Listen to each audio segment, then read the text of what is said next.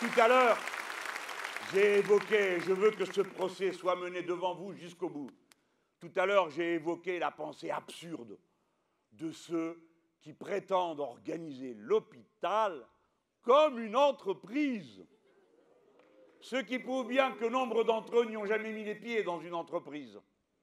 Car ils sauraient que les règles qui y prévalent n'ont rien à voir avec celles qu'on peut mettre en œuvre pour s'occuper de gens en extrême détresse, parce que quand on est malade et qu'on est à l'hôpital, ce n'est pas le moment où on est le plus flambard, tout le monde le sait.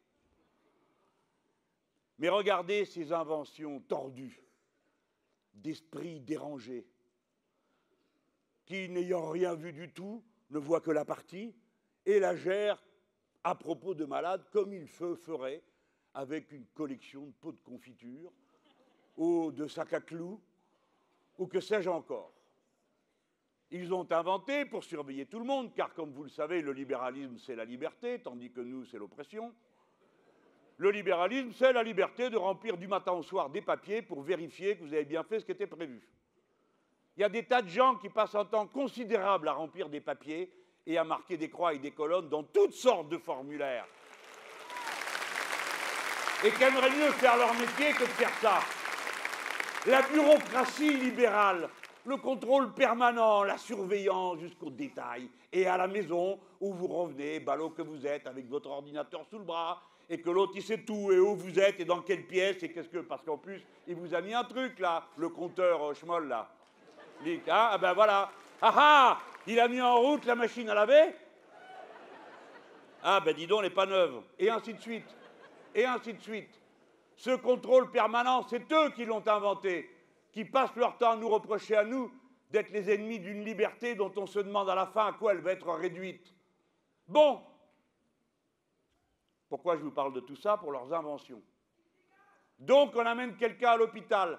Le médecin, les gens qui s'en occupent, entre deux coltages de papier, de ce qu'ils ont fait la veille, font l'objet d'une surveillance. Ça s'appelle la tarification à l'activité, T2A. Vous savez ce que c'est? Allez, il faut débiter. Il est réparé? Oui, à peu près. Bah quand même, non. Ah ben si. Comment si? Ah ben parce que c'est marqué. Durée moyenne de séjour, deuxième invention de technocrate. Eh ben ça va aller, allez, oh. Vous vous écoutez trop, pouf dehors. Alors des fois, ah non, c'est pas la bonne idée. Elle va revenir, ça va être pire. Eh ben ça fera de la T2A. Roule bouboule, dehors, au suivant. Et les gens qui font ça, le personnel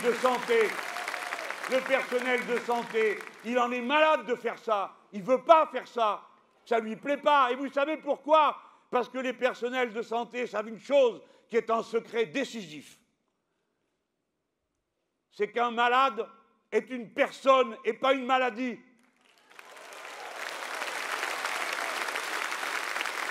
Et que la même maladie vous frappe différemment selon votre âge, selon votre condition sociale, selon les circonstances dans lesquelles elle est intervenue dans votre vie. Voilà pourquoi un malade ne sera jamais sa maladie, mais une personne.